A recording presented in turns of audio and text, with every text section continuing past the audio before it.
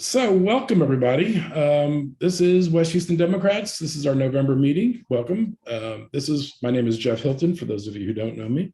And tonight we have got a great presentation, how Texas went from blue to red and how we're going to change it back, or how it's changing back. We've got three great speakers: Lina Hidalgo, who's the county judge of Harris County and the head of Harris County's governing body. Tell you more about her in a moment. We also have Glen Maxey, who is a long-term Democratic Party activist in Texas. And he's been in many different roles, and he's going to give us a perspective on how we got here. That's an interesting point. And then Odus Evbagharu is going to be talking about, who's the Harris County Democratic Party chair, is going to be talking about his vision for how we're taking the Harris County Democratic Party forward. So that's tonight's meeting. Let me just kind of get us oriented here. This is our formal club meeting for November. This will be our last meeting in November, and we'll talk more about that in a few moments. I have to do a commercial here. It is time for renewals in our club. For those of you who are currently members and want to renew, or those of you who have not become members yet, it's pretty moderately priced. Right now, it helps support our Democratic candidates. That's what we do with the money.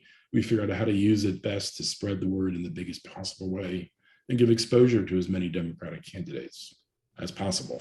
For those of you who know us well, our mission is always to provide information, interesting speakers, and exposure to candidates so you can make your own decision about who you like and what questions you want to ask and what you want to know and what you need to know to make the informed choice you want to make.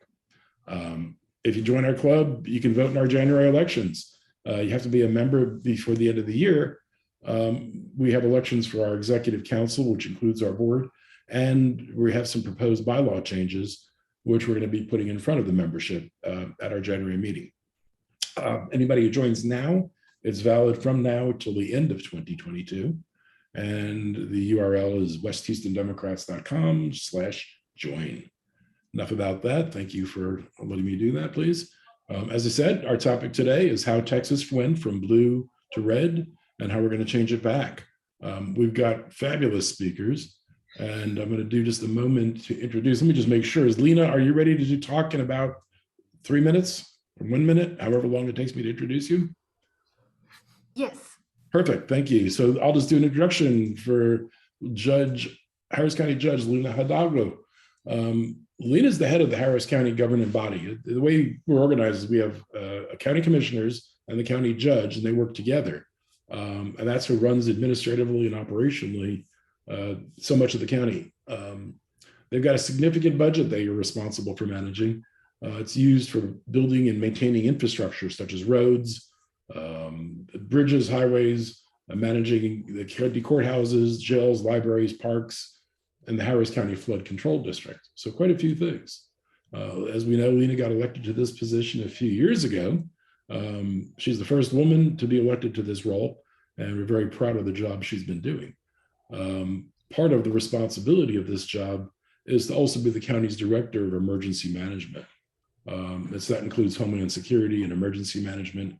And throughout COVID, Lina and her team did a fabulous job of keeping us informed and safe, despite a lot of pressure from the state government. So very, very happy with that. Another thing is that Lina thinks that we're only going to remain competitive if we're proactive and use creative leadership to deal with the issues that we're facing.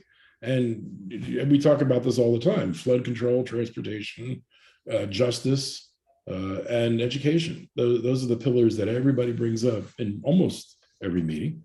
And it's important because those are the key issues facing us. And if we don't address them, Houston will become a difficult place to be. Lina and her team are committed to ensuring that county government's accessible and transparent and accountable to everybody, to every resident, and a place where people can truly achieve the American dream. So many of you already know her. It's funny, I've got friends all over the country, and we sometimes talk about politics, but almost always best friends in Boston, best friend in California, both ask me, hey, do you know Lina?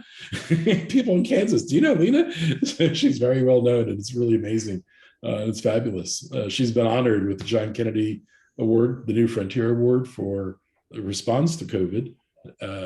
She's been awarded the Jack Brooks Foundation Leadership Award for what she's done to protect civil rights and voting rights. And Time Magazine has listed her as one of the 100 next leaders, Forbes under 30. So with that, I've now embarrassed her sufficiently. Lina, take it away. Do you have any slides you want to put up, or just I'll turn up the PowerPoint? Oh, thank you, Jeff. Yeah, just me. And I don't have any news to report on the Astros game, but we're pulling for them. And yeah, thank you for that introduction. It's great to join you guys. I think it's a big day for two reasons. Obviously, the Astros game, but Yes. go Astros, yay. But also, it's an election. It's election day. I hope everybody voted and helped us spread the word. And it reminds us why we need more change in this state and why we need to protect the gains that we've made. This is going to be the last election in Harris County in which drive-through voting and 24-hour voting are allowed. So today, when the drive-through voting locations closed at 7, that was it. For no good reason other than the Republicans realize that the far right of their party enjoys this pandering about the elections being stolen, and they felt it appropriate to continue contributing to that pandering and that fake messaging around our elections. And so never mind that Republicans have actually used drive-through voting more than Democrats before this became a thing. That is, the drive-through voting locations in Republican areas were more popular. But, there's that. We had the most amazing election in 2020, a highest turnout we'd seen in 30 years. And it was something that the country recognized. Jeff, you're talking about, folks who recognize the work we're doing. And so much of that was because of the 2020 elections, and now they're ending that. The governor just appointed a Secretary of State, one of Trump's lawyers. And so to think about that for a minute is somebody who doesn't believe in the integrity of our elections, or probably does believe it and knows that they are just fine, but is okay with sacrificing people's trust in the electoral system for mere political gain. Now he's running the elections. Of course, there's still going on about this so-called audit of our elections 2 years later, or a year later, or a year later almost, even though there was absolutely no evidence of widespread fraud. And so we just have to remember that there's very much a fight going on, and it's not because of anything other than they're scared of the positive changes we're making. When I ran in 2018, you guys were there. I remember Jeff running into many events and so many people. You guys believed that change could happen, but many people didn't. And I think as part of that was sort of the Republican status quo in the state. They didn't think that we could finally change Harris County. And with your guys' help, here we are. And we've been able to make so many positive changes on speeding up our flood control programs, on just public safety writ large, investing not just in criminal justice reform, but also being really smart about what we do to fight crime, the flooding, the COVID response, making sure that we're putting people first when it comes to emergency response, asking the question, what will it take to be more resilient? The largest environmental investment in 30 years, investing in early childhood education, homelessness, domestic violence. We received over $1 billion from the federal government on aid. And a lot of local governments use that federal money to plug holes in their budget or to give grants or whatever it is to their friends. What we did, we set up a committee with representatives from each member of court, with experts. We came up with a scoring criteria, and that is how those dollars have been awarded. And they've gone to the communities that most need them, the communities with the highest social vulnerability index, with the lower income, etc. Almost $100 million for small businesses. over $200 million for renters and landlords, around $100 million in direct financial assistance, programs that are being celebrated around the country as model programs that folks from the White House are saying, hey, who can we put you in touch with so that we can figure out how we get other jurisdictions to replicate this. So what we're doing is showing that Democrats can win and Democrats can lead. And that scares them very much. And that is why there's folks from Rick Perry to Sean Hannity to you name it, Dan Crenshaw and everybody in between coming after me. And that should remind us not to be complacent as we move into this coming election cycle. They are going to fight, and we have got to protect our wins. And I know you guys recognize the importance of it, but it's just worth repeating. We have to work together. We have to not take anything for granted. And then we'll continue providing an example for the state to move beyond Harris County to show that we can improve on so much more. I mean, still, we can't expand Medicaid because the state won't do it. So 20% are uninsured. As much as we ran these successful elections, they've blocked us. So we can't do this, the drive-through voting and 24-hour voting anymore. On the environment, we're only allowed to sue for up to $1 million, which is a slap on the wrist for many companies. Of course, we find ways around that. We sue for injunctive relief. We work on voter registration if we can't work on so much the actual innovation in terms of the actual voting to make things more convenient. So we're going to continue pushing. But I just want to remind you guys of how far we've come, of how much we have to fight for this, and of the fact that for many people, we are the hope. We are the hope that we can show that change can happen. So that should be just as we continue to move through this pandemic, as we are sort of at the edge of our seat watching our Astros, that there are so many great things we've achieved because of the hard work over the years, and you guys deserve a massive pat on the back for that. So I just want to say thank you, and so ready to continue this fight with each of you. And I'm happy to answer any and all questions. Great. So if you have a question, just raise your hand either electronically or wave your hand on the screen. I see Dan Fox. Go ahead and unmute yourself when you're ready to ask a question. I see Barbara and Bobby and many others. Dan, just unmute yourself and you should be able to ask the question. Can I speak? There. No, let the Dan go. Okay, thanks, Barbara. Go ahead, Dan. Okay. I've already put this into the chat. If a Democrat wins, now it's disappeared. Okay, if a Democrat wins an election by a slim majority, this new Secretary of State, can he join with Abbott and Dan Patrick and just say, oh, this was a rigged election, the Republican won? Could they do that? I mean, I have heard that on national news that that's what the goal is in, say, Georgia. Yeah, I mean, they've really pushed the boundaries on what can and cannot be done. I mean, since when can the governor issue an executive order, an order related to emergencies, prohibiting me from responding to the emergency? So I'm asking for masks in schools, and he issues an order saying I am not allowed to use my emergency authority to protect my community. I don't think a law school class could have come up with that hypothetical. I mean, it is, I think as elected officials, at some point, we have a responsibility to not push the extremes. I mean, we can, all of us could, but then the system would break. There has to be a level of self-restraint as opposed to abusing the system and seeing how far it'll go before it breaks. So I don't know technically, is there a hypothetical in which they could unite and say something or another? At minimum, they could call into question the results. And we saw what happened when Donald Trump and so many of his, folks that are sort of pandering to his message, the January 6th insurrection.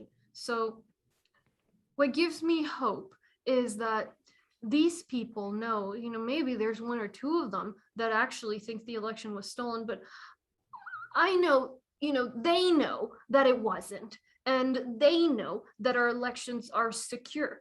And at some point, you would hope that they would be responsible enough not to tear down our democracy so much. That's After the all, goal. That's their goal, is to tear down the democracy and replace it with the dictatorship of Republicans.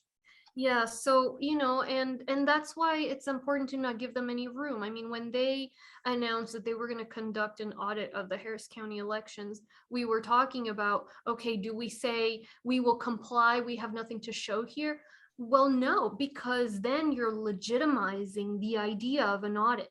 And so that's why I went out of my way to say this is bogus. There is no reason for an audit, and we will not take this seriously. And I think people are smart enough to see through some of these political shenanigans, but that's partly what's on the ballot. I mean, we're watching the results come in Virginia. A lot of it has been, kind of reminding people that we can't take democracy for granted. And we're going to have to remind our voters of that in the next year, because this is serious business. I mean, you look at other countries that are not democratic and they fight so much for democracy, and here we have it, and we're not protecting it enough. So we have got to remind people that this goes beyond politics, that this is not an issue like immigration or economics or whatever it is. This is beyond politics. And I think as long as we keep that guiding light very, very clear, I think there's hope. We have to believe there is, and we have to keep fighting in that direction. But surely something very cynical led him to appoint this man Secretary of State. Yeah, Appreciate that. cynical. Let's move on. Barbara, you had a question? Yes, I voted today, Yeah, and you- I hope everybody did. And I was shocked at the ballot because my vote is private and there is a paper trail connecting me with my voting number and my voting number the way I voted on each issue. I am concerned with all the data now that is available on me. Can you comment on that? There is absolutely no connection between that is saved anywhere between your name, your number, your vote. That is not an issue. There is no way somebody can connect your name to the buttons you punched. The idea of the paper trail is generally accepted these days, that it is a much easier way to, if and when these folks say, well, the results were not tabulated correctly, we can much more easily say there are, however many yeses and however many nos for this proposition in the machine, and that is the same that we see in the printout. But I've asked this question many times as we were going through the process of the new voting machines, that they were selected by a committee. But of course, once the recommendation was made, I asked all these questions, and they are top of the line, secure, no connection between your name and your vote. And I've had a few folks ask me this question of, you print out your piece of paper, and then what if as you're walking, people can sort of see what you printed on there, and you can fold it while you walk and then put it in. And I'm going to reach out to the elections administrator, because I had someone say, well, they were told they couldn't. And I know for a fact, I talked to the machine makers. They said you can fold your piece of paper as you're walking. But the intent is, for you to be able to verify, to make sure everything was correctly. Remember in 2018, some people were saying that if they voted straight ticket, it would select Ted Cruz. This way you can check, you can see the printout. And that way, if there's any need for an audit, it's more easier to look at it. But I'm glad you voted, and just know that we've asked this question, and you should not be concerned. Okay. Thank you. Great answer. It helps a lot of us. Bobby, you had a question? Yes, I do. Okay. So kind of just a brass tacks, behind the scenes, are you aware the right-wing dog whistles for you are Dora and Lockdown Lina? And any thoughts on how we, the people that will walk over broken glass to support you, might best be able to defend against that? Oh, thank you. Yeah, I mean, I've obviously heard that. And I had somebody last week at Commissioner's Court at our official meeting call me girl, and it's like, it doesn't get you can't find a more professional setting than that.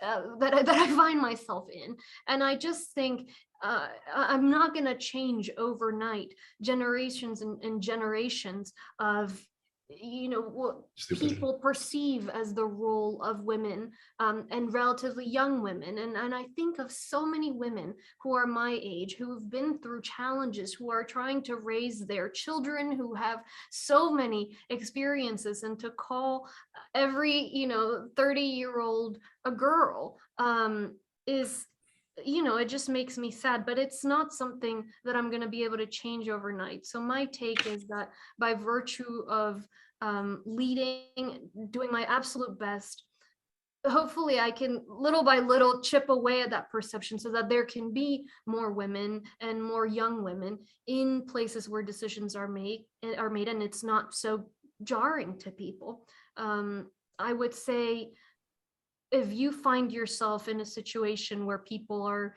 using demeaning language, perhaps you can ask that they focus on the work, say, well, what issues are you concerned about? And you can talk about the issues that we've worked on. There's a Rice University study that says that if we hadn't acted on COVID, around 4,000 more people would have died.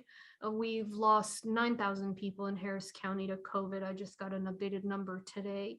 You can talk about Brays Bayou and how the Maryland area didn't flood during Tropical Storm Beta because we finally got that done. And you can talk about the largest participation in an election that we'd had in 30 years. And you can talk about our rental assistance program being so successful. And, I can give you so many more topics, but I would just keep it focused on the issues. I think part of the problem with what's going on these days is the divisiveness. And when you call people names, you're dehumanizing them. And that is a very slippery slope. And as somebody who worked on hate speech abroad, I can tell you that's sort of the first sign. You start dehumanizing people, you start calling them names, and from there, eventually you follow that train, it gets to violence. And you just, so I think keeping things, the name calling is definitely problematic. So just focusing on the issues. Good stuff. Very good. Any other questions for Lina, please? So Dee, you have your hand up. Go ahead and unmute yourself, please. Yes, hello, Judge Lina Hidalgo. This is Dee Allen, SC 13, Precinct 144. There are a lot of renters complaining that they've applied for the rental assistance program with Harris County and that their landlords have accepted and they still haven't been paid. Can you speak on that, please? Yeah, I'll have the staff follow up with you, maybe connect with Jeff. Obviously, not everybody who applies, we don't have enough funding to give aid to every person. So often when I hear the story of something like this, but I'd need to run it down. If they say they've applied, it certainly should be coming. We've not had any indication that the program is slow. In fact, it's incredibly efficient, incredibly responsive. We have people at the JP courts, at the Justice of the Peace courts, saying, if folks come in with an eviction case, they walk out not having seen the judge because they get paired with our rental assistance program. And we have navigators in different communities that speak many languages, helping people apply. So that really shouldn't be the issue in sort of holding people's hands. But if it works for you, I'll have the staff reach out and just see what it is and put them in touch with the people in our program. Thank you very much. Great. So we got a few more questions here. Thank you, Dee. Marcus, you're up. You have to unmute yourself, Marcus. Hello, everyone. How you guys doing tonight? Thank you so much for the presentation that you guys are going to offer. And thank you guys for supporting human rights, equality for all, and justice for all. I don't necessarily have a question. I just want to thank you, Ms. Lina Hidalgo, for all that you do in the community. Never in my life would I thought I had an opportunity to speak to you. I know you can't see me, but I want to thank you so much for everything that you do for Houston, Harris County, little girls, little boys, senior citizens, everyone. I can't wait to tell my family that I spoke to you, but but thank you guys so much. That's all I wanted to say. Thank you, Marcus. Okay, Nikki, you're up, please. Thank you. Thank you so much. Thank you all for hosting this, and thank you, Judge Hidalgo, for being here. I just want to say, as one of your supporters and someone who really wants to see you reelected and remain in public office for years to come, I was also at that Commissioner's Court hearing, and I was always amazed by the grace with which you handled everyone there. But I was wondering if you have any talking points or responses on how, as Democrats, we can respond to people who are not Republicans, but sort of advocates of independent redistricting and nonpartisan gerrymandering, who are upset with the Commissioner's Court on what happened with the map being passed that is seen as being partisan gerrymandering in the Democrats' favor. And again, I'm asking this as a supporter of you, wondering what you'd like us to say to confront those criticisms. Yeah, it's a fair question. And I'll tell you, I mentioned to the lawyers, right, I couldn't talk to my colleagues because I figured a couple of them were talking and the other two were talking, and we can't break the Open Meetings Act. So I was completely on an island. So I said to the lawyers, I would like an independent redistricting commission. If there's any support for it, let me know. And they never came back. And so I just I didn't have the votes for that to happen. And so we had to go through this process. Just a couple of things that I learned in the process. First, I had the question that many people had, and actually, let me back up. I asked folks, sort of experts, how do you do thorough redistricting? If you can't have an independent redistricting commission, how do you do it right? And what they said was community engagement is key. And so we had this website that was up for months where people could submit maps, people could submit comments. I personally reviewed every single one of them and internalized them and followed up on it with my staff. And I think, based on the comments, in my sense is the other members also looked at them. We had hearings, if it wasn't 8, it was 9 or 10 throughout the county. Late at night and on the weekends, we promoted it through community groups. Honestly, people just were not as interested in local precinct boundary redistricting as we sort of hoped they would be, especially the folks that were sort of normally overlooked, normally not heard. It's just like too busy, but we still had people participate, people show up. I know community groups were going deep into communities trying to solicit input. So that was part of it. The second thing I learned is it's really about keeping communities of interest together. And so I was asking the question that some folks asked as well when they submitted maps, which is, why can't you just cut the county into 4 pie slices and just do that? It doesn't look gerrymandered. It seems fair enough. What happens when you do that is you break apart communities of interest. Our communities grow in different ways. They don't grow in pie slices. And so we know, for example, that you want to keep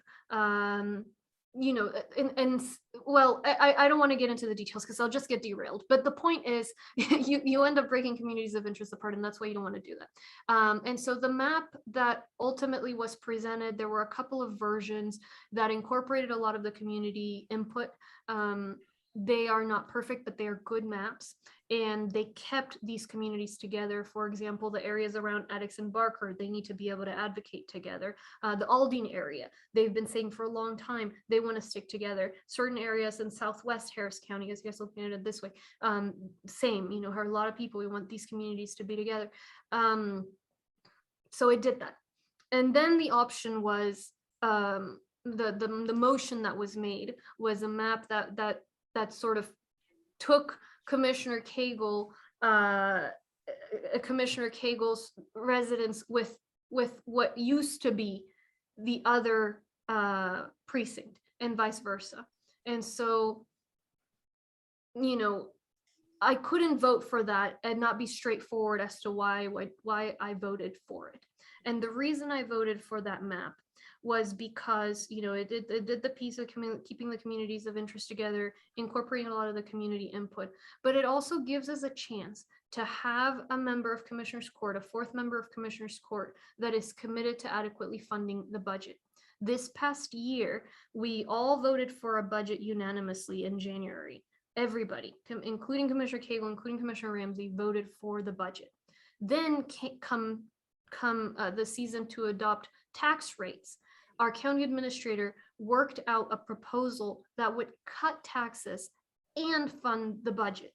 And so it was a very reasonable proposal.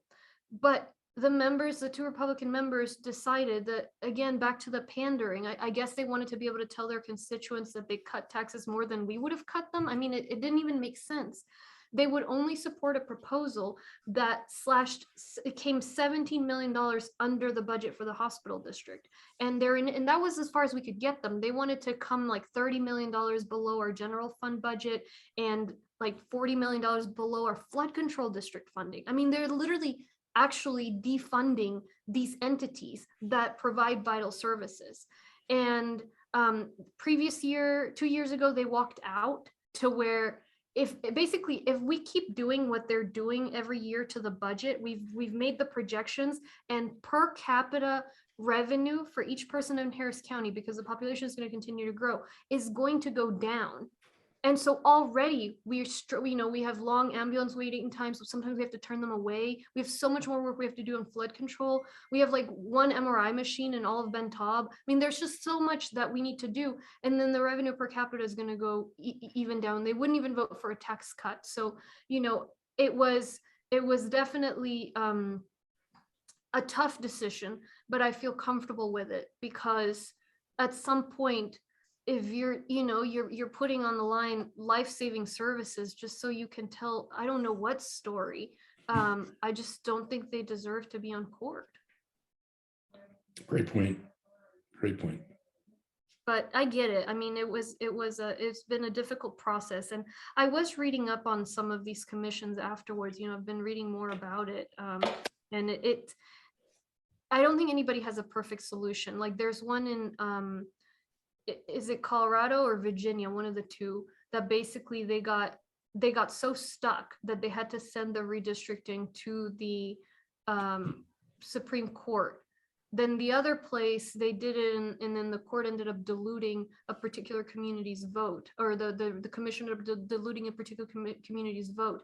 Anyway, I think that we're so divided that you'd be hard pressed to find, 5 or 7 totally independent people. I don't know. I certainly was pushing for it, but I've been wondering a lot about it. Sort of what's the ideal way? And they were good maps, but it was definitely a challenging process. Well, thank you, Lina, Judge Lina. Is anybody else have any other questions for the judge? If not, I know that we've got a big road ahead, and we're going to work together with her campaign to help keep getting out in front of our members and doing the things, the activities that make a difference. And we'll do everything we can to help you get reelected. Thank you. And Jeff, I'll just share with folks, because I know everybody's hearing a lot about crime and the crime wave, and there's a lot of narratives out there as well that are false. And so I want to equip you guys with the tools. Just real quick. We have very much not defunded the police. In fact, we have the law enforcement budget has increased since we've been in court, including the DA, but it has increased for SMART programs. So we're working on mental health issues. We're working on blight. We're working on tackling the most violent crimes, and we're collecting data about that. We're working on tackling the backlog in our court systems, because a lot of people, and it goes for folks who are accused, and it goes for victims. If your case isn't being heard, then people who are innocent may be languishing in jail, or people who are at fault, maybe just on pretrial observation. So we are very much investing on this, just as we're investing on other aspects of public safety, on the flooding side, on the COVID side. But if you guys hear these stories, they're absolutely not true. I'm very much not releasing dangerous criminals from the jail. I just, you guys know what people are saying, but I do feel like sometimes folks might wonder, like, wait, is that true? So I want you guys to know, what it is that we're working on. And as always, we're going to continue to work on all of these issues. Crime is a challenge that's been facing the entire nation. And, Republicans are going to try to put it on us when we know that the pandemic and its economic impacts are really the culprit. Right. Well, that's often the case, and obviously a lot of disinformation, and I think we're going to continue to see that in great amounts. Looks like Jackie, do you have a question? It looks like, or did you ask yours? I think you have a question, Jackie. Yeah, this is Jackie Mayhorn. I put it in the chat directly to Judge Hidalgo. It's on the rentals assistance. So if someone can call me, I got notification probably a month or so ago about the renter being in the system, and of course I'm participating, but nothing has been funded yet. Okay, yeah, we'll circle back. I just got a picture of it and we'll circle back. And like I said, we don't have enough funding for everybody. And there is where we prioritize the folks that are, lowest income, hardest hit. But I'll have somebody look into it. Okay, thank you. Thank you for your question, Jackie. Mhm. Okay, so I also know, Judge, first of all, I love having you here, and we'll keep you here as long as we can. I know you have some other appointment coming up that you'll have to go to and may not stay for the rest of the call. But thank you very much for your participation. If anybody has any other questions, please put them in the chat and I'll make sure they get in front of Judge Hidalgo. And fabulous to have you here, and thank you. All right, thank you guys. Take care. Thanks so much. So let me just do a quick shift here. So our next presenter is Glenn, and Glenn's going to tell us a little bit about how we got here. Give me just a second. You should see that. So Glen Maxey has been involved in Democratic politics for over 50 years. He served 6 terms in the Texas House, recently retired from the party, and has worked for over 150 campaigns, registered tens of thousands of voters, and generally raised hell, which is a great thing. I appreciate your being here tonight. I wanted to get a little historical perspective on our big theme tonight. Texas used to be a blue state back in the 80s. It became a red state, and it's been that way for a long time. And even though Harris County is changing, the state feels stuck. Tell us a little bit about how we got here and your thoughts on that topic, and take it away, Glenn. Well, thank you all very much for having me tonight. And I will try to be succinct in giving a history lesson here. And just a little more about me. I grew up in Harris County in Baytown. I got my political start as a volunteer back at the age of 18 under the tutelage of the great progressive leader, Billy Carr. The older members here probably remember Billy. He was a longtime activist in the progressive community, and I always have said that she was sort of my den mother and taught me everything I know about politics. In sort of thinking about the history of how we got sort of in the ditch as a political party in Texas, I always like to caution people to think, not to put rose-colored glasses on about the fact that we were a blue state for so long and then became a Republican red state. When I got involved 50 years ago in Baytown, Texas, we were just on the precipice of the legal kinds of work that happened to create single-member districts in the legislature. As recently as the 1970s or 1970, Harris County, for instance, elected all of its state representatives and state senators countywide, and there were no districts. It ran for the positions. There may have been 20 state reps out of Harris County at that point in time, but they ran countywide, which meant pretty much that only Anglos won those seats.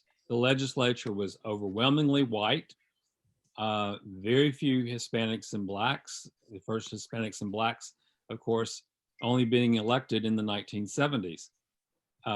So single member districts coming into being at that point in time changed how this state operates. And statewide races at that point in time, or let me finish that point. When I said that there weren't Blacks and Hispanics or people of color at all in the Texas legislature or in many county-wide offices anywhere in any county in Texas, the fact that we were a blue state did not mean we were a progressive state.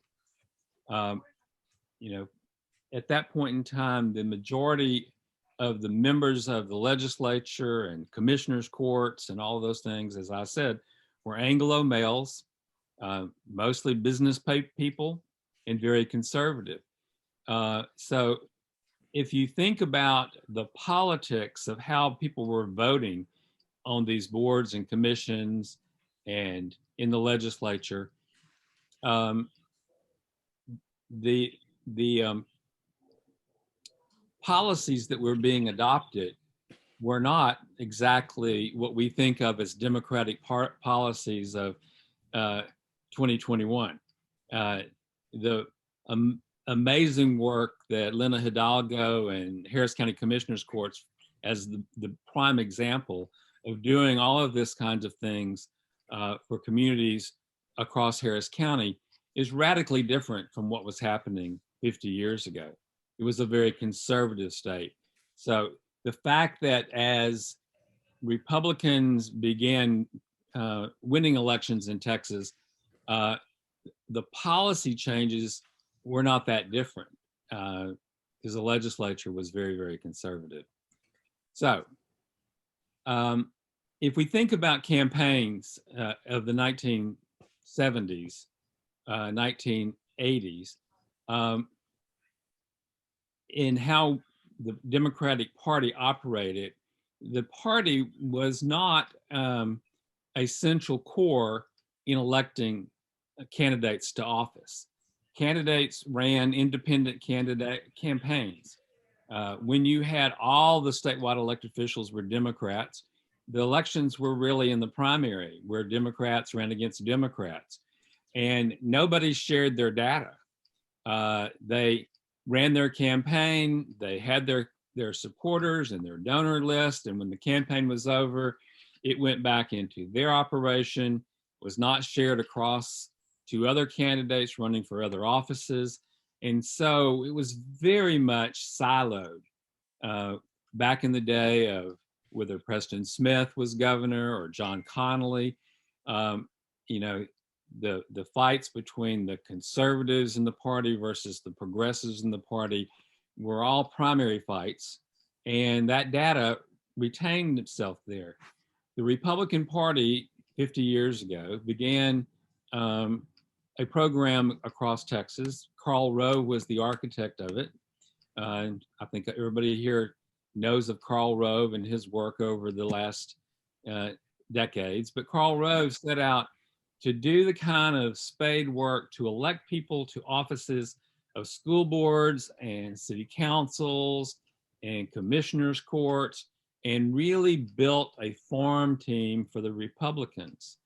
And as those people began winning those local offices, they gain name ID so they could run for legislative offices, and they could run for offices that at the statewide level.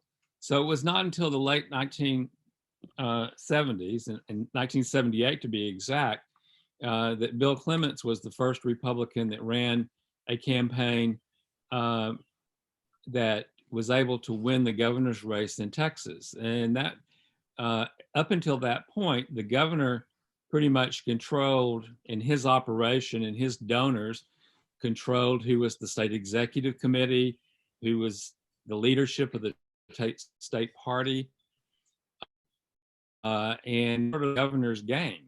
And all of a sudden, there was not a Democratic governor. We had a Republican governor for the first time. And so the ability of us to win statewide elections began eroding.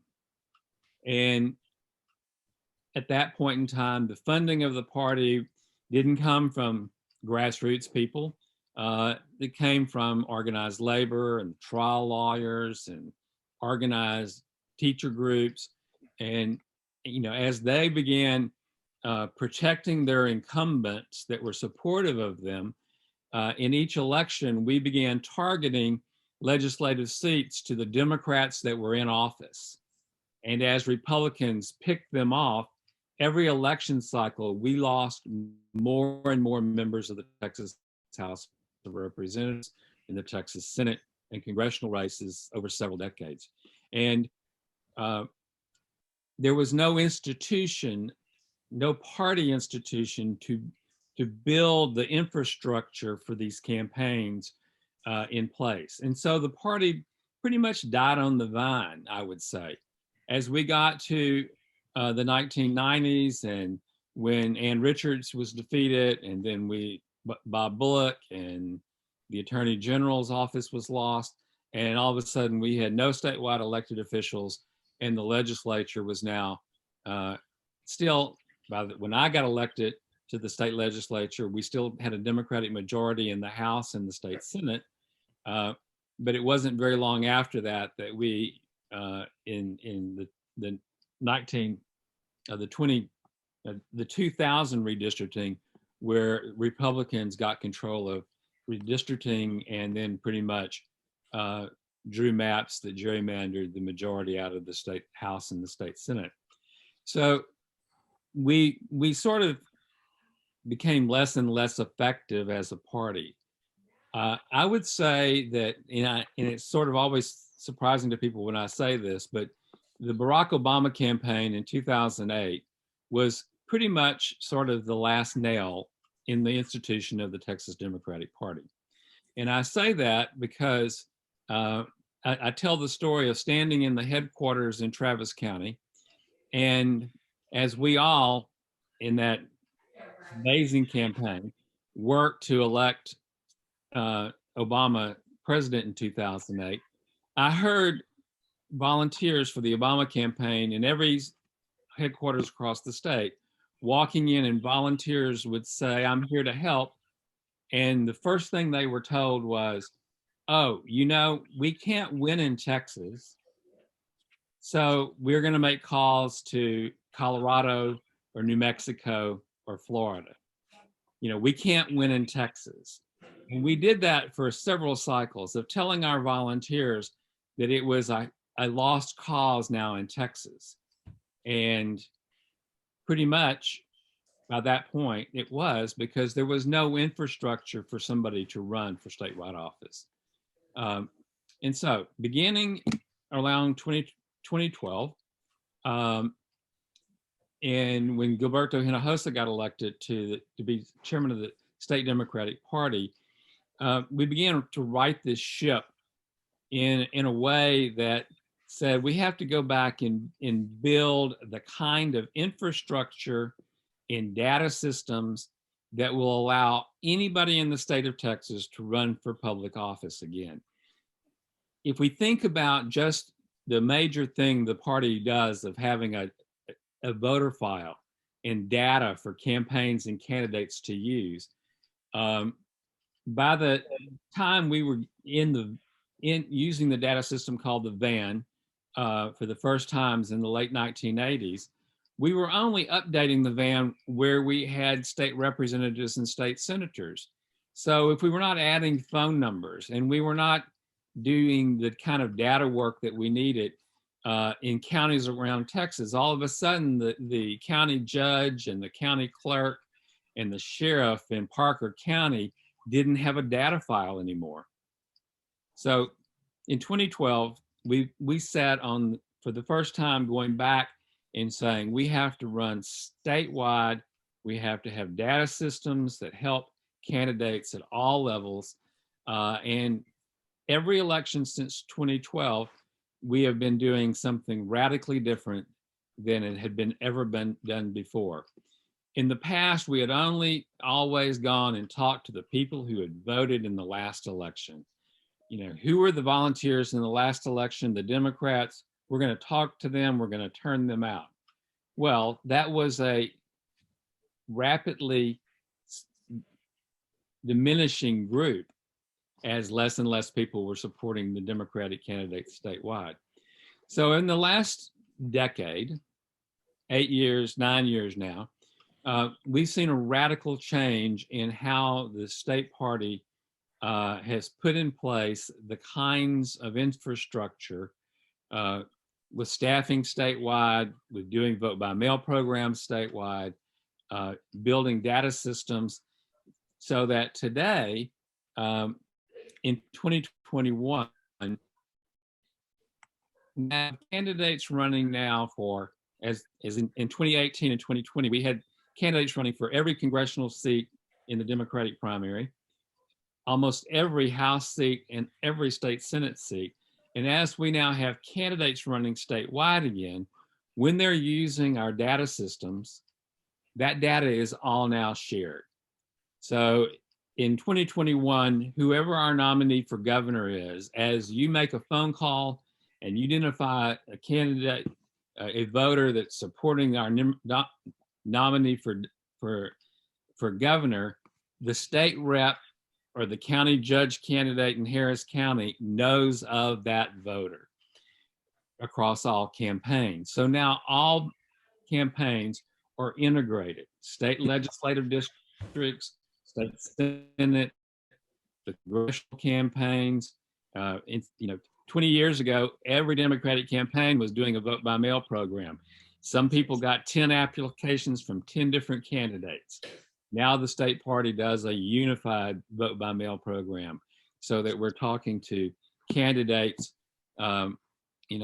seniors, making sure they get one application, and when they fill it out, everybody knows that voter is voting by mail. And so now that doing coordinated campaigns, we are in every election since 2012, the Democratic ticket has done increasingly better. Now, we lay on top of that, and I'll sort of end with this, is the situation of the demographic changes of Texas. We have noticed, and everybody here knows, the rapid growth of the population of Texas, of us gaining 2 congressional seats, was about the fact that Texas was one of the most rapidly growing states in the nation, and almost all of that growth were people of color. 10 years ago, we knew that of the voters in Texas, a majority of the people on the rolls were the people who look like us. They are Democrats, but they were non-voters because they had nothing to vote for. You didn't have local candidates running.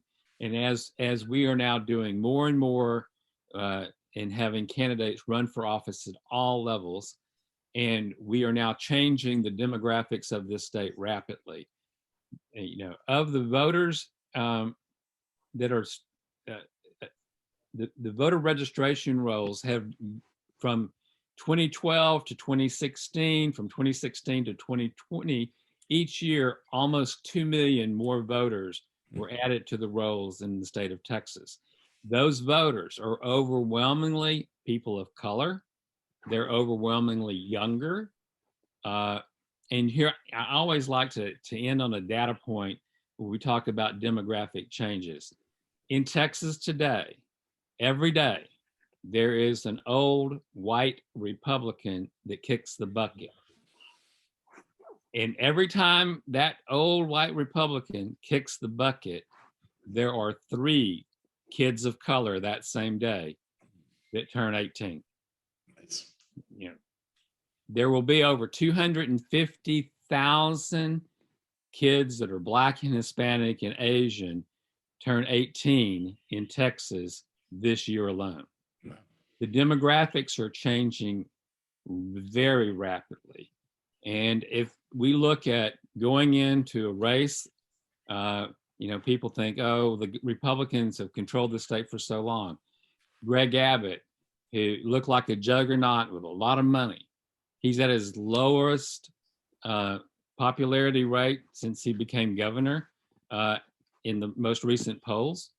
And if you saw the poll earlier this week, or this weekend from the Hispanic Forum in a head-to-head match between Beto O'Rourke and Greg Abbott. Greg Abbott was leading by only 1 point, and that is 1 year out from an election, where we will register in between now and the election close to 1 million new voters. This state is rapidly changing. We now have the infrastructure in place to do it. And so I think our long history of being in the wilderness is rapidly coming to an end. And so I'm going to stop the history lesson there. I'll take some questions, or anybody have specific questions about where we're going to now. And I know Odus is coming on to talk about a great number of programs. The Democratic Party of 2021 is nothing like the Democratic Party that existed when we were last blue. Even on this call tonight, I was looking through the elected officials that are on this call. I think everyone that I saw was a person of color. Yes. The amount of judicial candidates in Harris County 50 years ago were all male and all Anglo in Harris County. That is not the way the courts look in Harris County today. It's not the way the Commissioner's Court looks today in Harris County today, and not the way the state of Texas is going to look. This state is going to flip and flip big, and it's coming very, very soon. I'm looking for it in just the next couple of cycles. First of all, Glenn, thank you for that incredible perspective and history lesson. There are some, everybody has a question, just go ahead and raise your hand or just ask the question. Unmute yourself to ask the question. And Okay, may I ask a question? Yep, go ahead, please. Hey, Okay, Diane. yeah. I'm just curious, Glenn, do you have a sense of the proportion of people living in the state of Texas who identify as Caucasian at the current time? In the last census, Anglo voters are right at 37% of Texas. 37. Hispanic voters are right at 37. Right. And actually, I would think that even since the census was taken last year, or probably by the time this election happens, Hispanics will be the plurality that there will be more Hispanics than Anglos in the state of Texas. And so this is a majority state as we speak, and it's rapidly changing even more. That's echoing what we heard last month from Dr. Stephen Kleinberg, who presented kind of the demographics and how they're changing. And I think, Abdi, you had that up a little while ago. It's fascinating information, and the message is clear. As we go forward, Texas will become far less older white people as a percentage of the population. That's just real obvious. So any other questions, raise your hand or ask Jeff, a question. Yes, go ahead, please. Jeff, I apologize for pushing that on. I was trying to put that thing on the chat. Not a I didn't know problem. what I was doing, and it just popped up. So I apologize for That's that. okay. I left it up Sorry there for a about while that. because I thought it was interesting, but that's okay. No problem. Thank you for participating, Abdi. I know there's a couple of questions and comments in chats. Let me pull them up, Glenn. I don't know if you can see the chat from where you are. One comment from D is about how the late mail-in ballot, the state mail-in ballot is a great idea, but I still receive complaints from seniors and disabled voters that they haven't received their mail-in ballot applications. I would add to that, it seems that if you're disabled or over 65 and that makes you eligible to vote by mail, why do you have to reapply every year? I think you probably remain over age 65. It seems silly that you have to kind of redo it. Let me take that question. I know Bobby likes that comment. Yes, please. Thank you, Glenn. Did at the legislature every session for the last decade to try to go to a permanent vote by mail application. Right. Republicans, of course, block that. They always say, oh, well, they're fearful that people that are permanently on the roll will die and then a ballot will continue coming and there'll be fraud.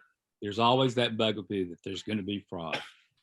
So where we are under current law is that you can do what's called an annual mail ballot application, and it lasts 1 calendar year, till the end of the calendar year. So there are probably lots of seniors who have asked this year, I haven't gotten an application to vote by mail. And that's because the state party only sends those applications out in January of the election year, because if they applied right now in November of 2020, it would expire on December 31st, and they'd have to apply again. So the party will send those applications to all of the people who've ever voted before, plus new seniors who are aging in January, and then people will chase those. And so people will, when they sign up in January, they will get their primary ballot, their primary runoff ballot. Any special elections in May, there will be a constitutional amendment election next May, surprisingly, because of the special sessions. And then, of course, they'll get their general election ballots in November. So that is a once a year application, and that's why seniors have not gotten them for 2022 yet. They won't go out and because we don't want anybody to apply before December 31st, or it'll just expire immediately. Right. That's great.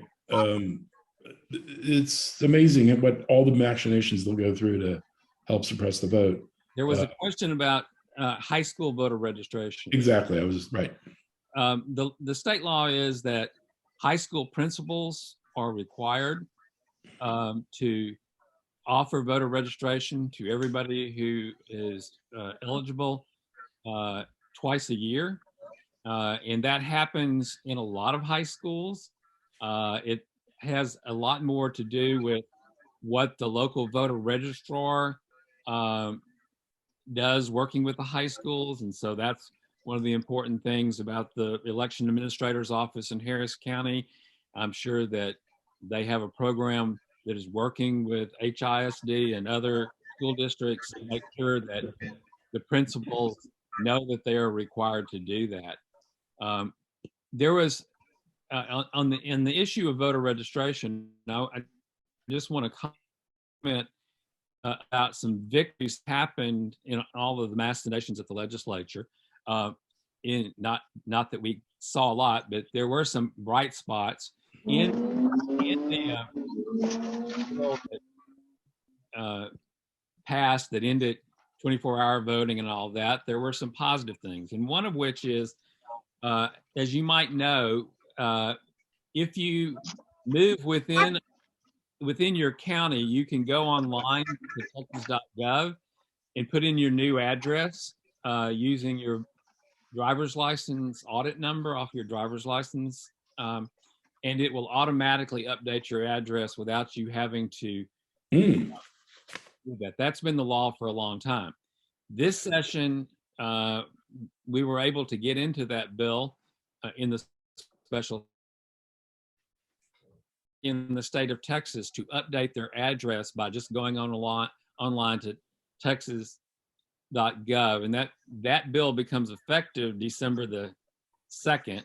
So after December 2nd, we will have a version of online voting for anybody who's moving within the state, moving within the county or across county lines. And that's going to be extremely helpful.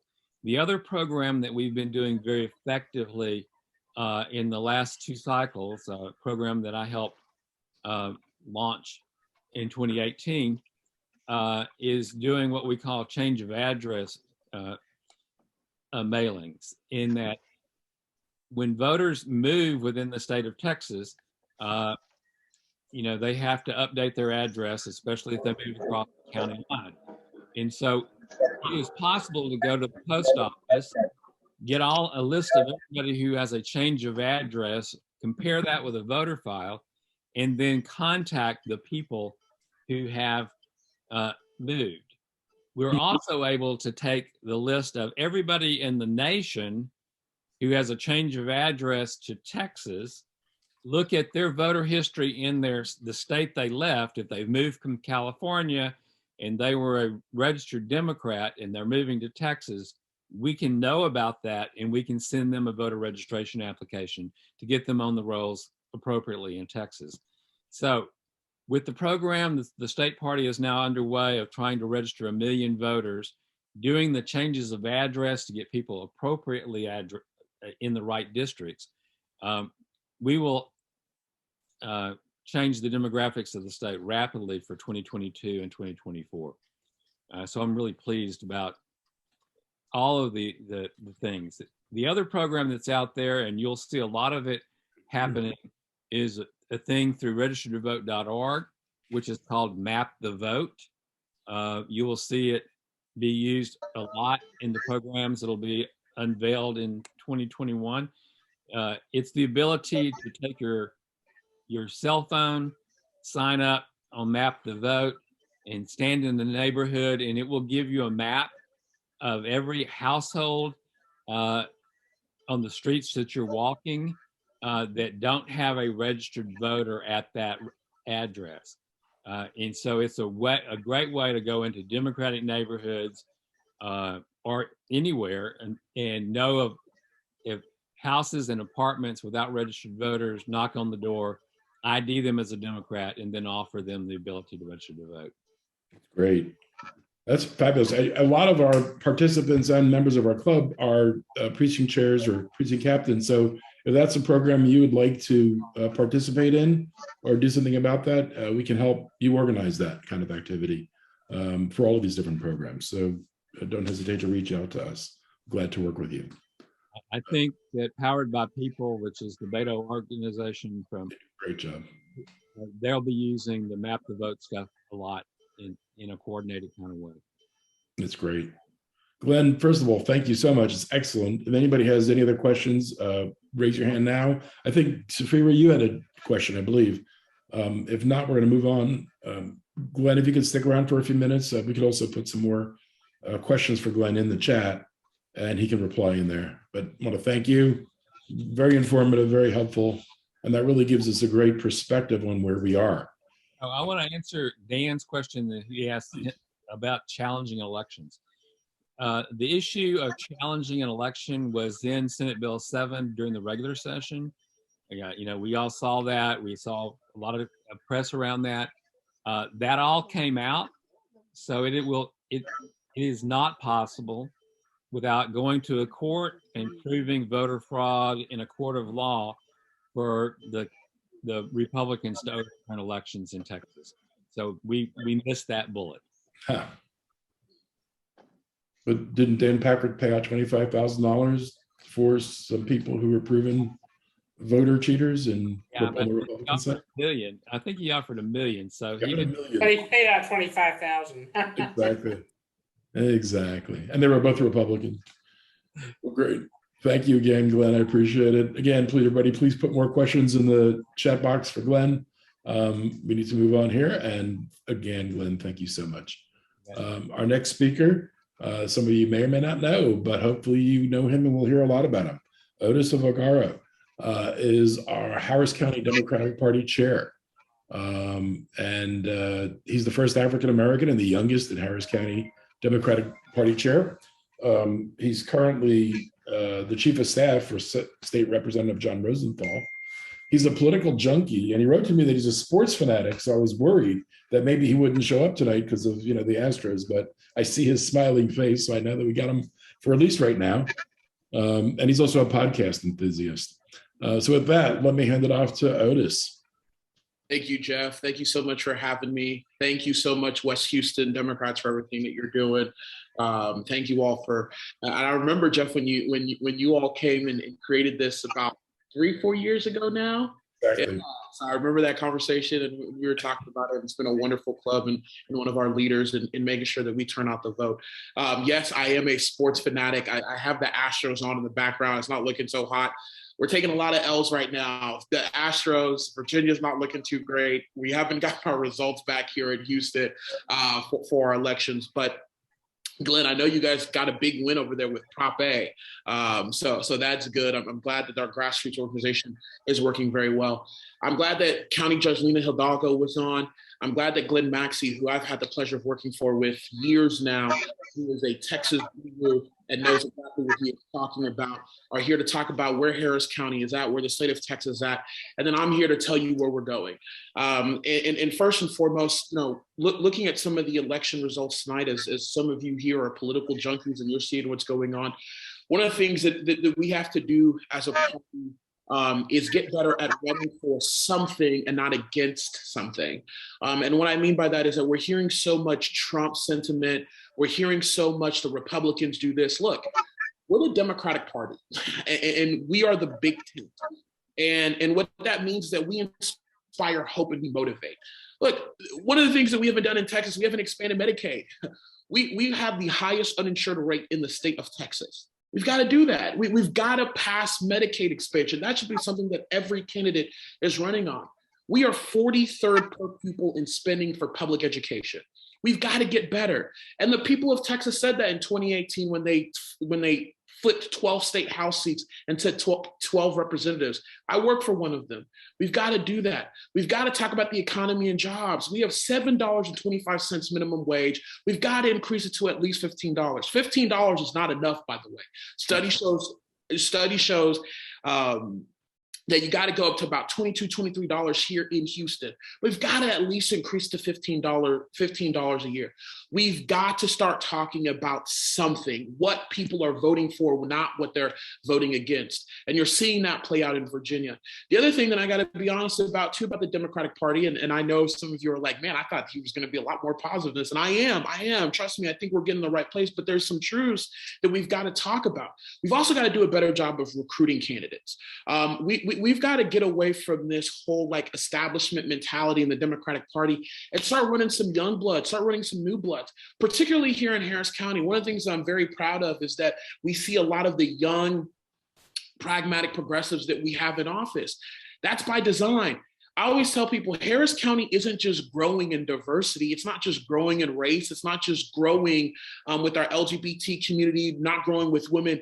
It's also growing with our age. We're getting younger. That's what people want to see. People want to see a reflective government working for them. It helps when you have a county judge that's 29. It helps when you've elected your first Black county attorney at 33. It helps that you had Chris Hollins running our elections at the age of 33, 34, I believe. You have Isabel Longoria, who's younger than 35. We have Dylan Osborne, our county treasurer, who's in his 30s and is a young Democrat for life, by the way. I was on the administration that did that. Tanisha Hudspeth, who's our county clerk, who's a little less than 40. It's got to be a mindset of we've got to adapt with our times and also do what the people is telling us to do. So we're getting there as Harris County, and I'm very proud of the work that we're doing at the Harris County Democratic Party. We did a lot trying to get our school board members elected, working with folks like Ann Sung, Holly Valencia, out in Cyfair, where I'm from, with Pastor John Ogletree and Ryan Irving, some Aldine races, our ATC. We've been making calls, so hopefully these results reflect that.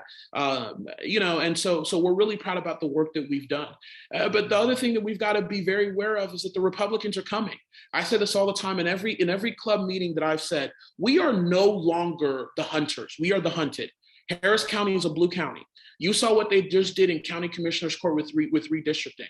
Now, all of a sudden, they're the victims. We actually kept communities of interest together. We tried our hardest not to gerrymander. We actually had to untangle what the Republicans did in 2010. And this is a Democratic county 2-1. It should reflect that in a partisanship way. Hey, and also, if you have a problem, go blame the Supreme Court, because the Supreme Court said, hey, guess what? You can't redraw districts by race or ethnicity, but you can do it in a partisan way. And that's what we're doing. Harris County is Democratic 2-1. And that's what Commissioner Ellis, Commissioner Garcia, and Judge Hidalgo did. So spare me the hypocrisy on the Republican side. But yeah, we've got to make sure that we're staying focused, and we are fighting against these classroom censorship ideology that's going out there. And we've got to start calling out things for what they are. Do not sugarcoat it. Let me tell you something. I love being a Democrat, but sometimes our mentality, it can't just be kumbaya all the time. I'm competitive as hell. I'm a person that says by any means necessary.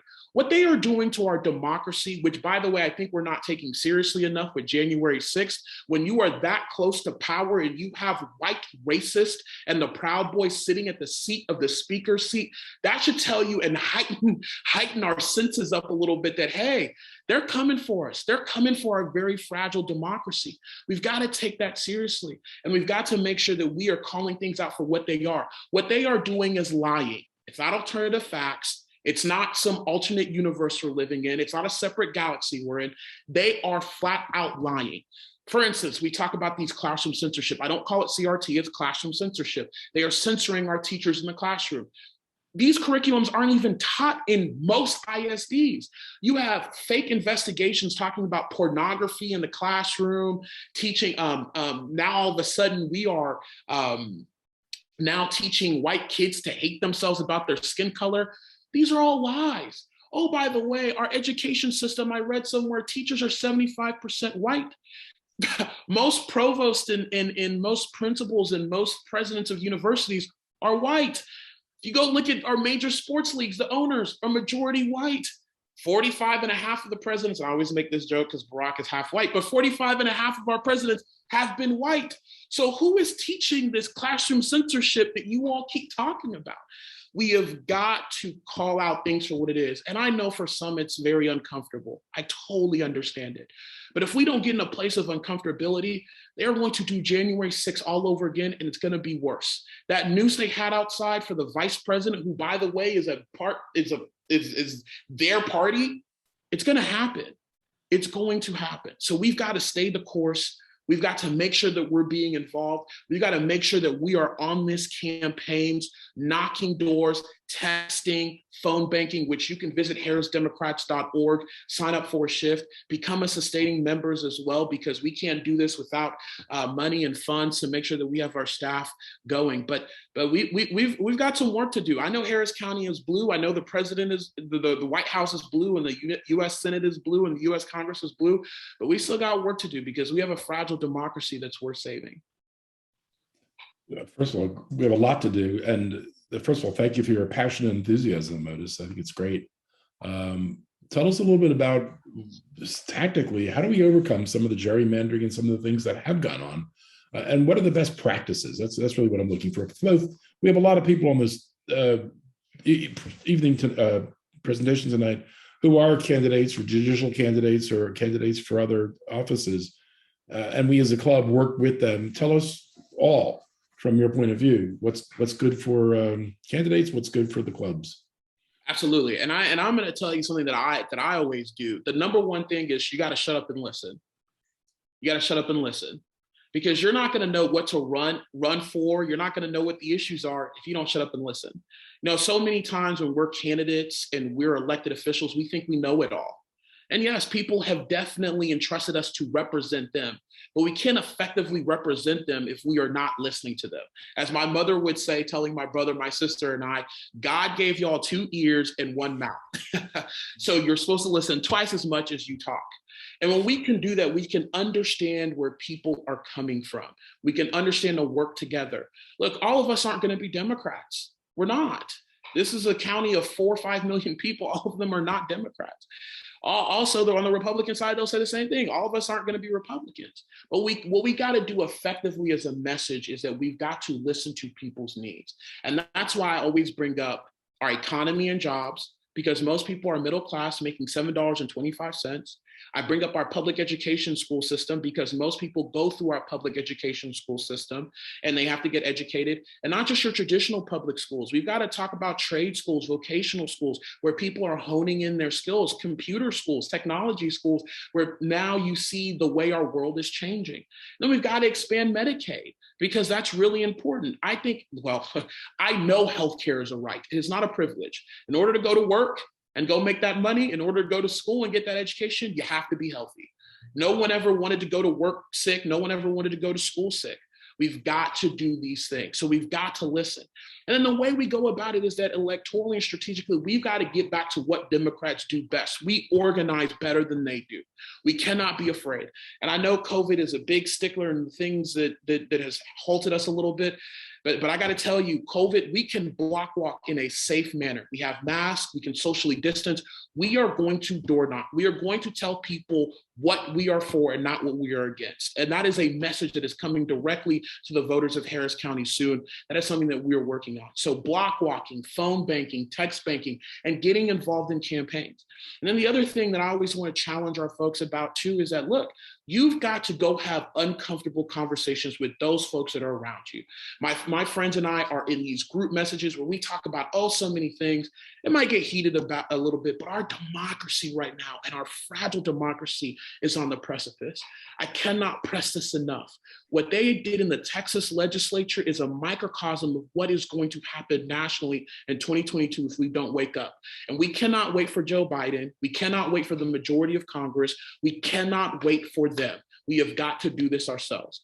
And I will say it would help a lot that when the people are entrusting you with power, you actually use it. Because it makes our, and I always say this, people think we have a messaging problem. And sure, you can say that.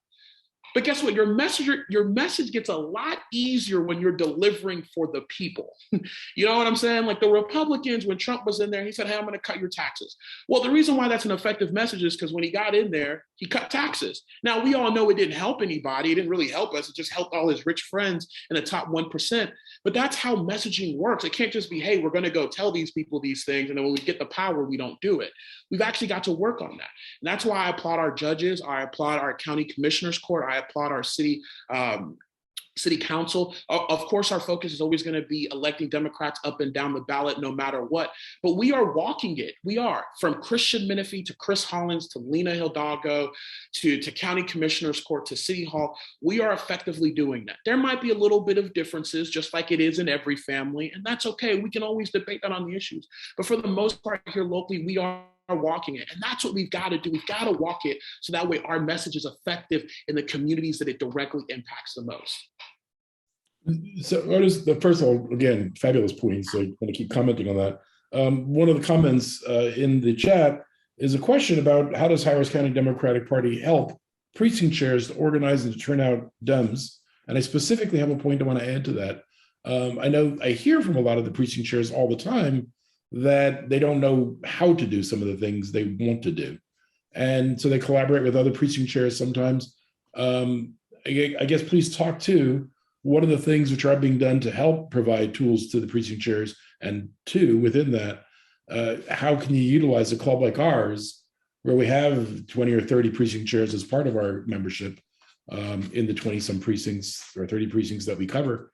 And how do we leverage that and create events if necessary to provide them with the tools they need to be successful in your point of view? Absolutely. And for the precinct chairs that are on this call, thank you so much for your service. You are the first line of defense for the Democratic Party in organizing our neighborhoods. Look, COVID has been a little bit of a wild card in this whole thing where it's made it a little hard to organize. But the things that we are doing, and I think some of you have heard us talk about this is a pod system. What we are accomplishing right now, and we're working with our Senate district chairs, is to create this pod system where we cluster 10 to 15 precincts that are together regionally, so that they are talking to each other. And that's why also too, it helps us recruit, fill in some precinct gaps as well too. Now, we're really excited about this, but one of the things that's getting us right now is redistricting, because we are going to have to re-precinct our county. So now County Commissioners Court is done with their county commissioners precinct. We're going to have to re-precinct some of the neighborhoods and some of the precincts that we have here in Harris County. So that'll be a changing thing. And then also the maps from the state legislature as well will change some of our Senate district and some of the makeups of that. But the core of it, though, is to get back to that precinct ground game, precinct level pod system, so that way we can talk to each other. And we're working through our Senate district chairs, as well as our presidents of our clubs and orgs as well, to find out what their needs are regionally, so we can help as a party. And that to us is the most basic way to really get out those tools, because what happens now too is that those clusters of 10 to 15 precincts can get together, and we can do what I call community continuing education, where we continually train on VAN, stay up to date on that, stay up to date on the van, stay up to date on NGP, which is our fundraising tool, Minivan as well too, and then also making it easier for our candidates to link up with our precinct pods as well too. So it's something that's ongoing, it's working.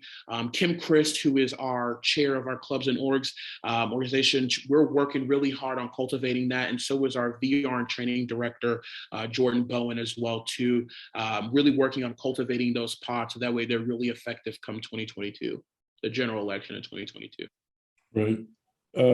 One of the things that a few people mentioned here, I see things that obviously part of the goal is to get after independents or people who are not hardcore Republicans. And we did something a couple of years ago.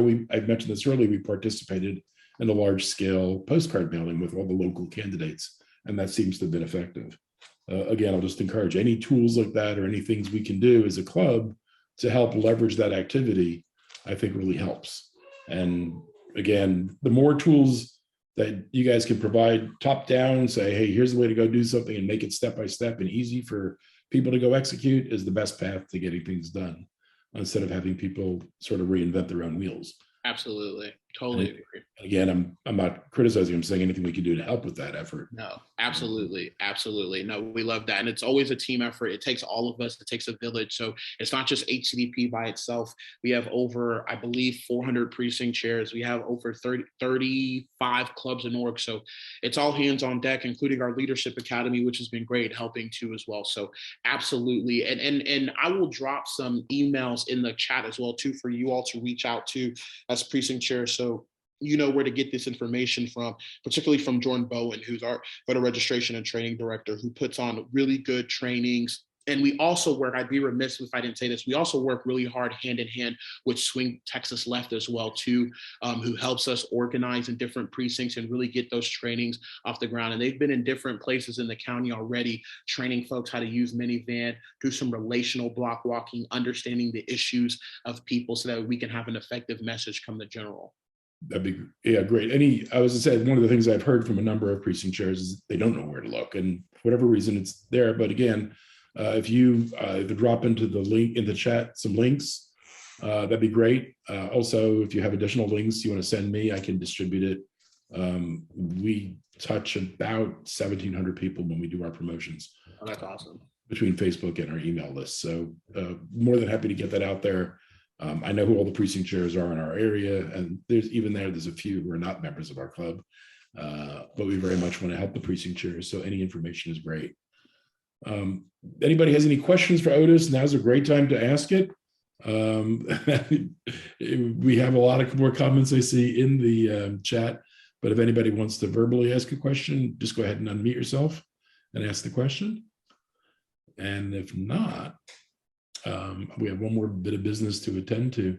I know that our membership is up, as I mentioned. We have an election coming up for ourselves in January. And so if anybody's interested in participating on our executive council, which is both our board of directors and our independent at-large representatives, we have one or two openings, I think. And if anybody is interested in participating, we'd love to hear from you. Send a message to me. We are going to run our next meeting, won't be until the end of January. We don't normally run a meeting in December because of the schedule. In our meeting in January, we're going to have a special meeting to handle our club elections, as I just mentioned, and also some proposed bylaw changes. And we'll need all the members to participate in that vote so that we have a quorum so we can affect those reasonable changes. And again, if you want to join, westhoustondemocrats.com/join. We have a few more minutes to take any other questions. Hey, Jeff, could I have a question yes. for our party chair? So Please. we see the results coming in for Virginia, and it looks like it's going to be a disappointing night. But it's not just a matter of what Republicans are turning out. It's a matter of Dems not showing up sometimes. So what can we do at the party level here in Harris County to get those irregular voters out? The not just the threes of threes, but the one of threes or the one of fours. Yeah, and that's where that's a great question, Dylan. And And for us, what we always talk about is getting really involved with campaigns as well too, because that's really important. Campaigns need structure, they need money, they need volunteers, they need organizers as well too, to make sure that they're at that basic grassroots level, talking to folks and talking in their neighborhoods. The other thing that we probably should be doing as a party as well too, again, is doing as much block walk as we possibly can, directly talking to voters. And then look, I always tell people the Whisper campaign is so instrumental. You guys are all on Nextdoor. You see what's said on Nextdoor. That resonates with people who are not necessarily inside the political circles like we are. So the Whisper campaign is really important. And again, having those uncomfortable conversations with family members, friends, and really motivating them out to go vote. I had, and maybe they might be the swing votes in some of these HISD and Cypher school board elections, but, talking to my group of friends who literally nothing with politics and just ask me all the questions. But they're always excited to vote and always asking me questions. So being available, being a resource is something you can do in Harris County. But again, latching on to campaigns is going to be really important, helping out the overall total and win goals here. And then we've got to do, and then also too, like it's a party, we've got to do a little bit better with our messaging. Our messaging right now, we've got to, and I think someone put in the group chat, I don't know so much about courting independence, but what I will say is that, again, we've got to start running for something. Part of the reason why independents vote the right, go to the right is because the right does talk about voting for something. It's not just, we can talk about the fear and the doom and the gloom that the former president used to have, but there was still a message of, hey, we're going to cut your taxes. We're going to do this. Like there was still that underlying message. We're going to get rid of NAFTA, right? And we're going to bring jobs back to America. We've got to do that. And actually our issues win in conservative areas. Go look at Oklahoma. They raised the minimum wage and they expanded Medicaid.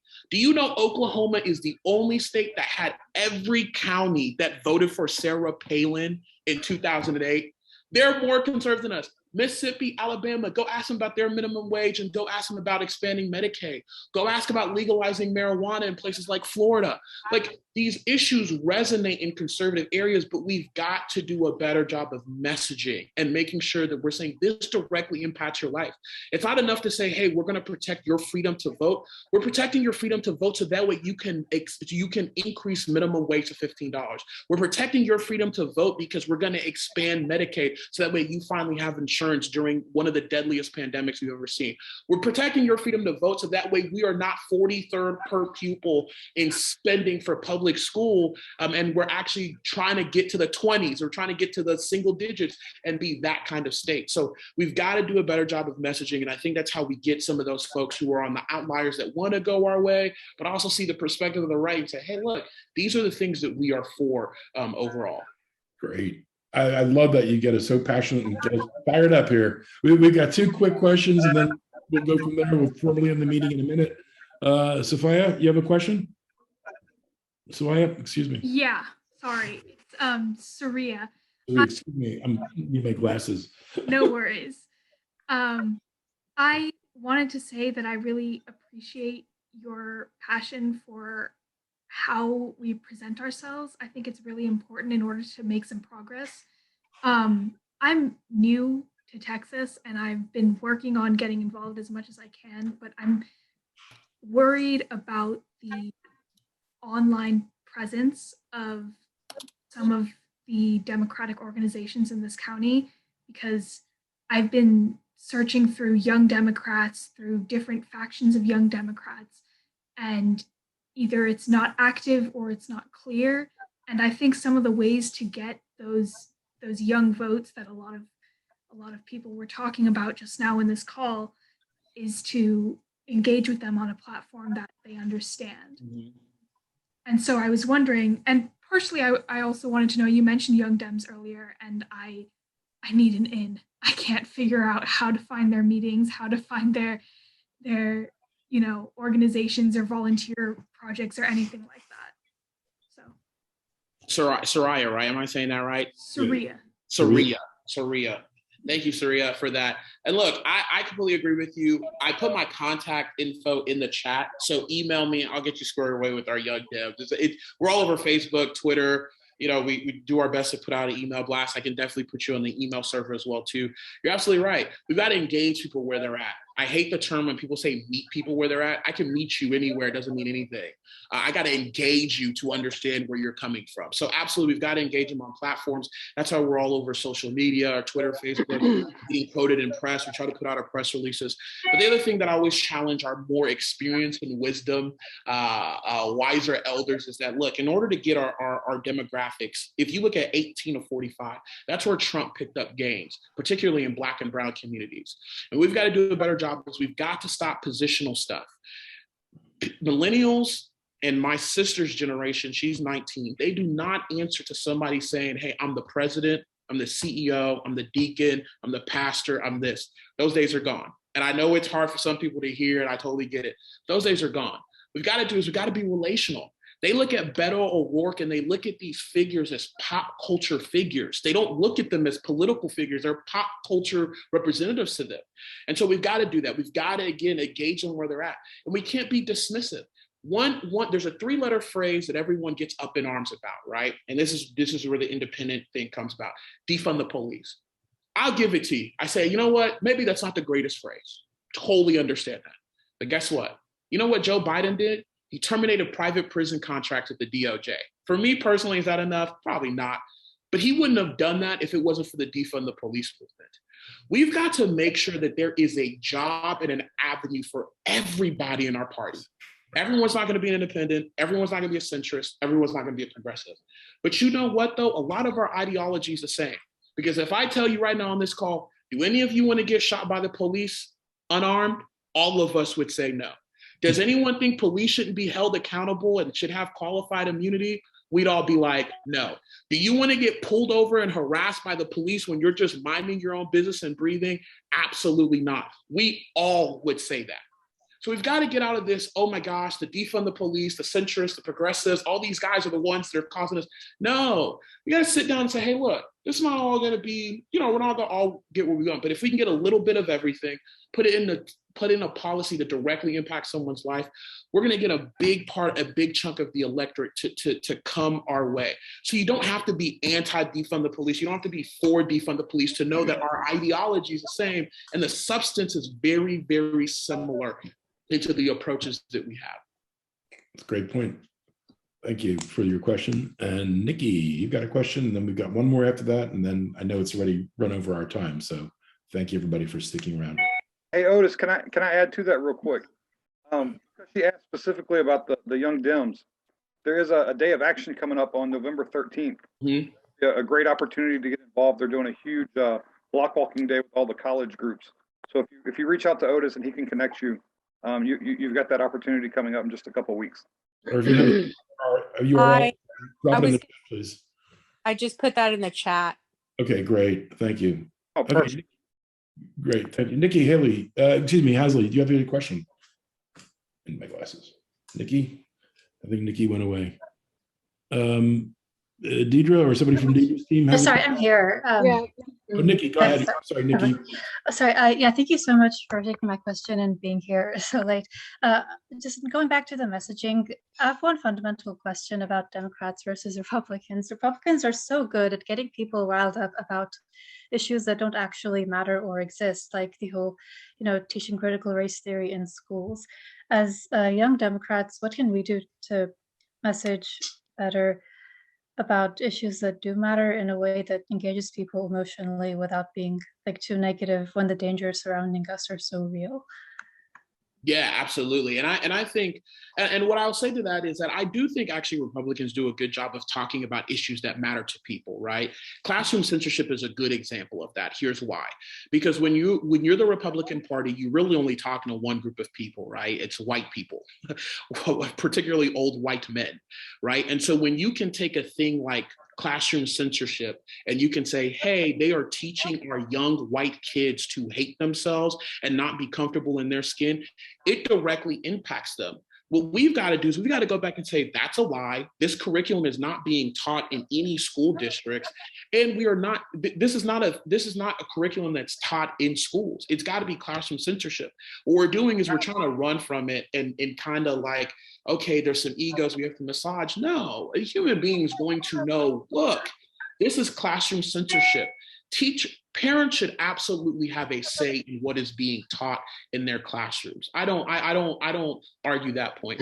But the point is that when we do that, we also have to be honest, right? It's about our history. And Republicans did a really good job of doing this. They flipped the script a little bit, because if you remember the whole thing with the Confederate statues and things like that, remember what they kept saying? We have to remember our history. We have to remember our history. Our history is sacred. You've got to remember where we come from. Now, all of a sudden, when Martin Luther King Jr. writes letters from the Birmingham jail, that's history that we can't teach, or the KKK isn't morally corrupt or stupid, or whatever phrase that we can't use anymore in textbooks. So we've just got to call it out for what it is. And again, as Democrats, okay, there's classroom censorship. We've got to talk about what we are for. Okay, you want to talk about classroom censorship? Why haven't we expanded Medicaid in 10 years and we keep leaving $10 billion on the table? If you really want to talk about education, why are we still 43rd per people in spending in the country? Like, we've got to flip the script and play offense. It can't just be, hey, critical race theory, like, no one even knows what critical race theory. There's a video circulating around that's viral about this old white man who has no idea what critical race theory is, but he just can't stand for it. Like, what? So that's part of our issue, is that we haven't done a good enough job of telling them, like, okay, this is not a thing. This is why you don't understand it. But let's actually spend money on our public schools, right? And do those things. Definitely. Great point. Okay, last question here, I think. Was it Deidre or somebody from Deidre's team? I can't tell. Somebody's their hand up there. Wait, can you hear me? Yep. Yeah, this is Judge Deidre Davis. Thank you, Jeff, for the opportunity to ask my question. Hello, West Houston Democrats. The program was wonderful. I have a question that's burning, because I went and voted today. Shame on me, because I was at the early voting polls trying to convince people to go vote and standing on the street, but then I didn't vote, so I had to go today. But it was very educational for me, because it just took so long, and it made me think, with 77 judicial positions on the ballot, and you have to go one by one, and you go to this machine, and then with the paper, and then we had to walk over to another machine and stand in line and wait. What, I don't know, what can we do? Or I'm just, my back is hurting and I'm tired. So I have you all here and I have an audience. And so I have our wonderful chair, and I'm just wondering, and Mr. Maxwell, I heard him, and I'm just like, what can we do? Yeah, no, that's a great question, Judge. And one of the things that we've done is we've actually put a video out explaining what the new machines do. It's going to be a little tricky, because when you go vote, it's different. It doesn't have that red button anymore. It doesn't give you that certification of, hey, did you cast your ballot? You've got to print it, send it to another thing, so that way it has that count.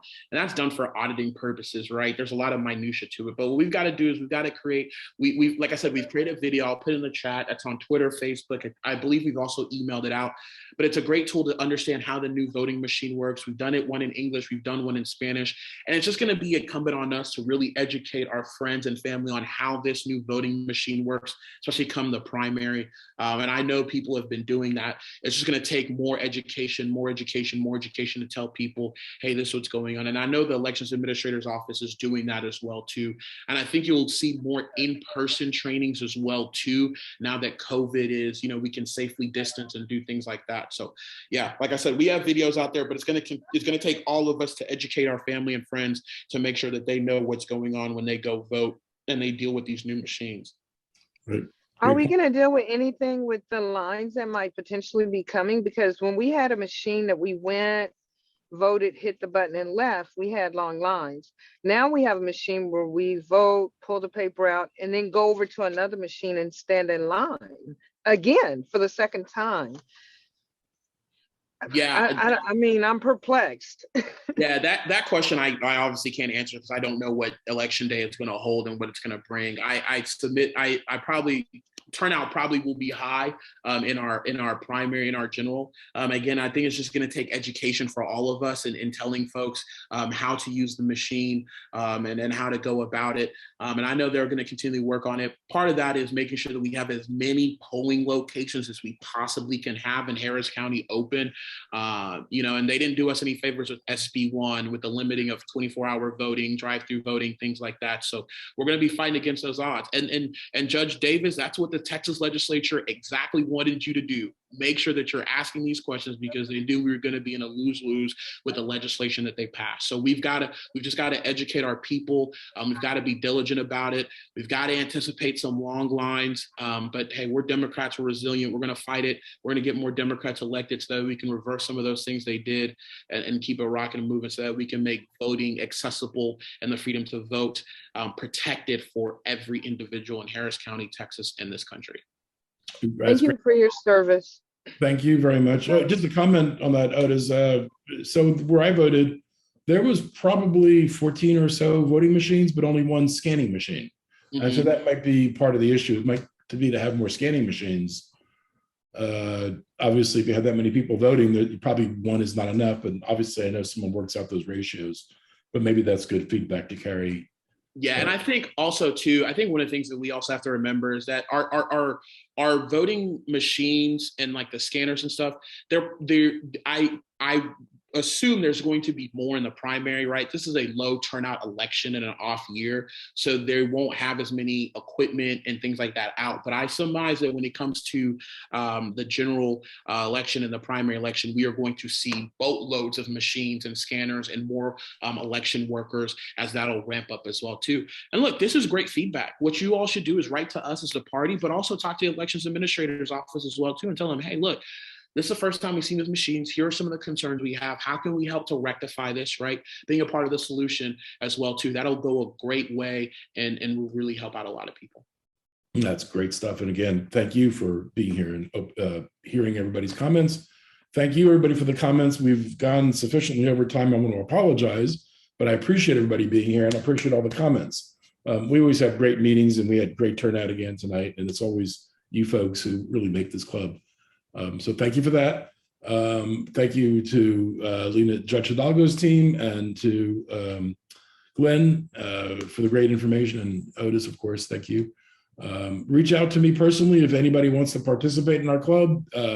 Please consider becoming a member. It's only $25 for an individual, and we need you participating and voting on our elections at the end of January. You'll receive some emails from us between now and then regarding formal announcement of our election, as well as just general information about the speakers for our next meeting. And we have some pretty good ones lined up, and I'll keep it a secret for right now until we get them completely nailed down. But we'll continue to bring you great presenters and great speakers. And I appreciate your feedback. Tell me what you want to hear about. Tell me who you want to hear from, what topics. We're always open to feedback from our participants and our audience. With that, I'd like to thank everybody for your time. If anybody wants to stick around and participate in the chat, you're welcome to do so. For those of you who are not, I'd like to make a motion to adjourn.